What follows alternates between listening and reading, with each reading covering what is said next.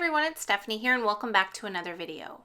Today we are going to be creating a trio of thank you cards, and I'm going to be using all of these pieces of cardstock that I've die cut using this die here. So this is the Bold Stripes cover up, and I like using this because it cuts all of my strips of cardstock exactly the same size and gives them a really nice finished edge. But you definitely don't need that die. You could just use your paper trimmer and cut out a bunch of strips of cardstock.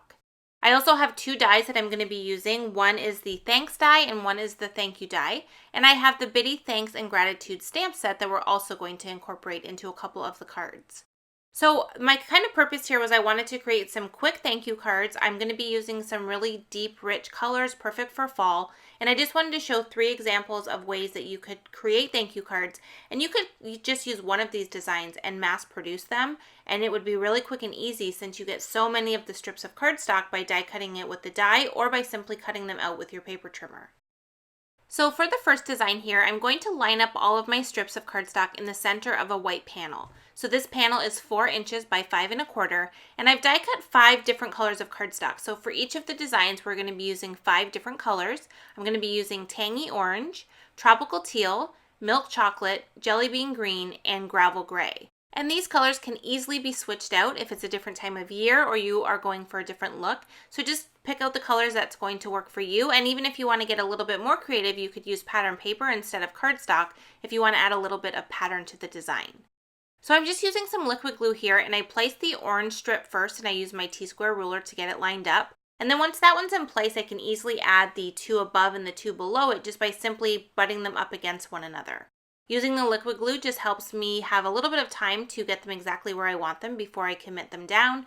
And then once I have them all in place, I'm going to take that thank you die, and I've die cut it from white cardstock, and I'm going to adhere the thank you right over top of the strips of cardstock that we've added. And a little bit of the thank you is going to kind of go over the edge and go into the white area. And I love the look of that. I love that most of the words are in the center and really bold against the background colors. But then I love that we have a little bit of it that kind of goes over the edge and into the white panel. I'm adhering the thank you onto the card with some liquid glue just because it is kind of intricate, so it's easy to apply that liquid glue directly to the back of it. And if you want to have a little bit of dimension on the card, you could die cut this numerous times and layer them on top of one another, and that will give you a little bit of dimension in your sentiment. But I decided to keep mine just one layer on the card. Okay, so now we can move on to card design number 2, and what I have here is a piece of text typewriter paper. It's just a really thin piece of paper that you would print on, and I've put some double-sided tape onto that and removed the backing so that it's very sticky on the surface. And what I'm doing is I'm just taking those same strips, I'm using all 5 colors once again. I am changing up the way I have the colors positioned on this card, and I'm just laying them all out onto that adhesive so they all stick down. I'm not really worrying too much about making sure the ends are perfectly lined up because we're going to die cut from this anyway, so it's not really going to matter. So once I have them completely stuck down, I am going to take my scissors and trim around the edges because I don't want any exposed adhesive showing since we are running this through our die cutting machine.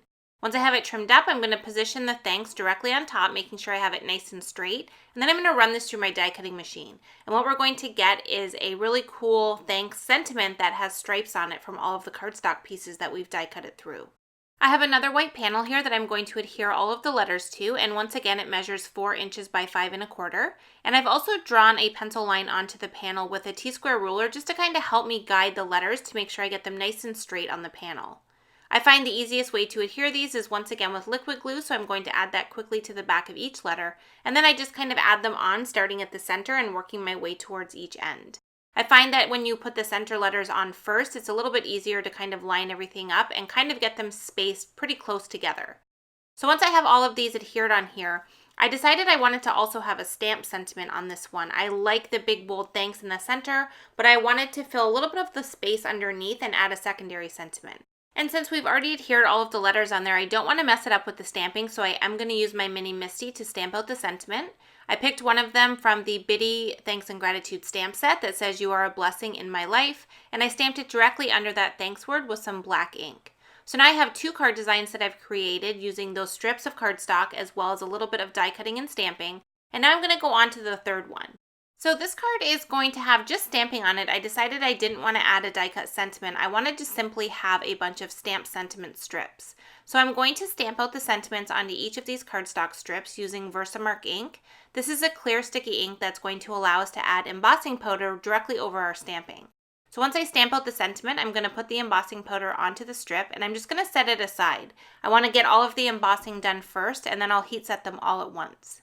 So I picked out 5 different sentiments from the stamp set, and I picked out ones that were roughly the same length and size, and I'm stamping each of the different sentiments onto each of the 5 cardstock colors. And then I'm going to fully heat emboss them once I'm done here, and I'm going to line them up onto our panel and create our design that way. So once I have them all finished there, I took them to my heat tool and I heat set them all. To start adding them to my panel, I'm going to use my T-square ruler and adhere the first one on, which is the gray one. And once again, I'm changing up the order of the colors I have so that all 3 of the cards are a little bit different.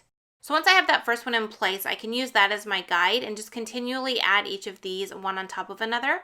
And I did decide to leave a bit of a white space in between each of them. I wanted them to kind of stand on their own and I didn't want to have them all side by side right together. So I just continued to add these here, and once I have the last one on, I'm going to go ahead and flip over the panel and just use my scissors to trim off the excess. I love using the liquid glue to adhere these on because it's easy to kind of move them around and get them exactly how I want them before I press them completely down. So now that I have them trimmed off, we have all 3 of our panels created, and the last thing I need to do is add them to card bases. So I picked 3 of the colors that we've used for all of the strips of cardstock. And I'm going to be using those for the card bases, which all measure 5.5 inches by 4 1/4. And I adhered each of the panels directly to those card bases. And now I have 3 different thank you cards that use the same cardstock strips, but all have a different design. If you want to add a little bit more detail to this, you could definitely add sequins or gems or something else to kind of add a little bit to the card. But I wanted to keep these quick and easy, so I didn't want to add anything extra than just the die cutting and the stamping. So I hope today's video gave you some ideas on ways that you can create some quick and easy thank you cards using strips of cardstock, a couple of dies, and a sentiment stamp set. As always, I appreciate you joining me for another video, and I hope to see you again soon. Thanks so much for watching.